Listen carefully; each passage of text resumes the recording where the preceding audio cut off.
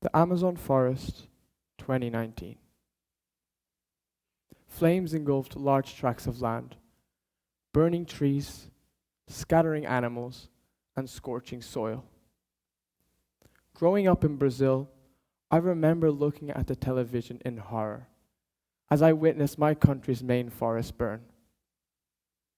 I also remember being angry at whoever was causing this, whoever was bringing this level of destruction to this important ecosystem. I began researching to learn for myself what was the underlying cause of these fires. And I was honestly surprised to discover there was one main culprit: meat. I learned that farmers and ranchers in Brazil were deforesting the Amazon not only to acquire space for grazing, but to cultivate the high quantities of crops required to continue this very, very damaging practice. I learned that this accounts for over 80% of the Amazon's deforestation. I delved further and I saw that animal agriculture's impact doesn't end there. Not only is it a driver of deforestation worldwide, but according to the FAO, accounts for 14.5% of our global greenhouse gas emissions. 14.5, which combined is more than all of the transportation sector combined. This is trains, cars, planes, everything. Like most people, I had not been taught that what we ate could have significant environmental impacts. And from this knowledge, and when I made the connection between the meat in the Amazon and what I was eating on a daily basis, I became uneasy. It made me feel complicit. But I didn't want to have to change my diet. You see, that change, it was too uncomfortable. So I was brought up in Brazil. I was raised in a meat-eating household and brought up in the barbecue capital of the world, Brazil. I remember meat was deeply ingrained in my culture and in my day-to-day life. My mom had become vegetarian when I was young, but I still ate whatever I wanted.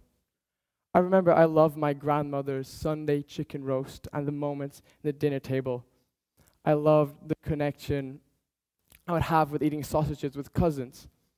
And I would eat picanha in the bar with my friends in Brazil, a traditional Brazilian beef slice, which is deeply ingrained in our culture. So giving up meat was not something I planned to do. Not only because of its taste or flavor with food, but for me, giving up meat meant I would be giving up on the connections, the people, and the sense of belonging it brought. I was taught by my surroundings that meat was an essential part of life. But when I saw how deeply ingrained the impact of meat was to the environment, I knew that changing my diet was something I should do. But how? How could I risk giving up on all the aspects of my life that I associated with meat? Now I put that question forward to myself. And now, when I say this, you would expect me to say that seeing these fires, I had an epiphany that made me change my diet completely overnight. Well, that's simply not the case. And that's what I want to talk about today.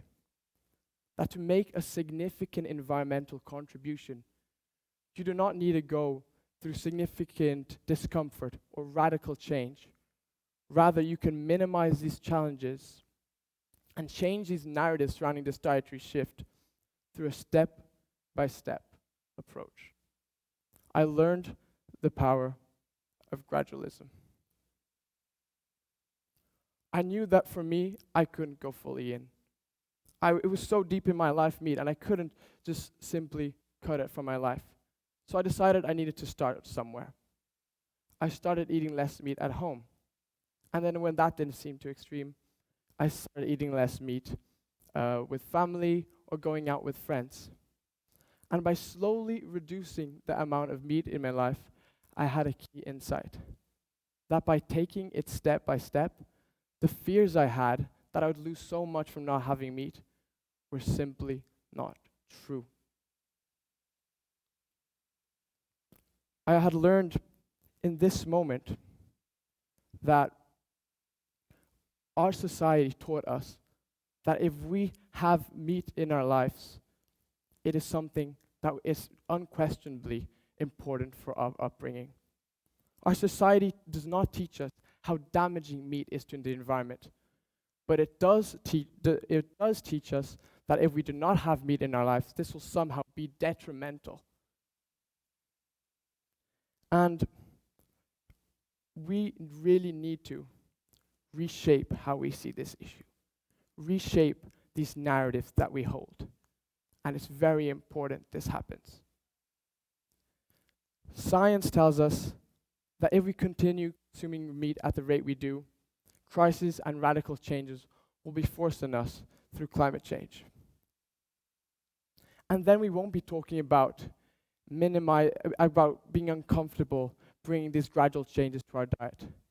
We'll be talking about the pain of living with climate consequence, the pain of living on a diet planet.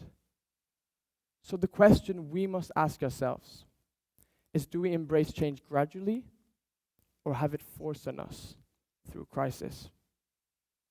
Now I realize it's uncomfortable to make the first step, that small step, but is nonetheless an essential initiative that is both feasible and realistic.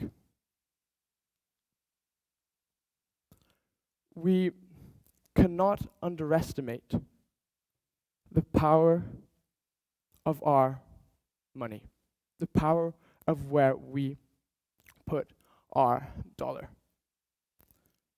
And I acknowledge the importance of collective action to climate change, clean energy development, bans on plastic bags, and mass protests. These are all critical to fighting climate change. But promoting personal action does not undermine the collective movements. In fact, it is from a series of individual choices that these collective movements form. For example, for policy change, we must first individually vote to then have the right people in these places so they can enact these wide change. And just like our vote is our civic duty and a testament to our impact on the world around us, where we put our dollar when we consume food is just as important. A recent study published on Nature magazine states that if we reduce our meat intake by merely half, we could almost fully halt the conversion of forests into agricultural land and reduce our agricultural emissions by 31%, showing how effective it is if we just take that small step. But ultimately, it's up to you. You decide how you should act. And I recognize there are so many avenues to tackling climate change. But in the end, and I urge you to do what you can in your own way to help tackle the climate crisis.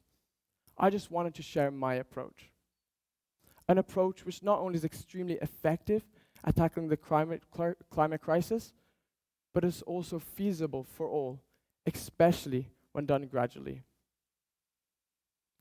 So for us to reduce and avoid the worst consequences of climate crisis, I'm urging all of us to quite literally put our money where our mouth is and move away from meat. Thank you.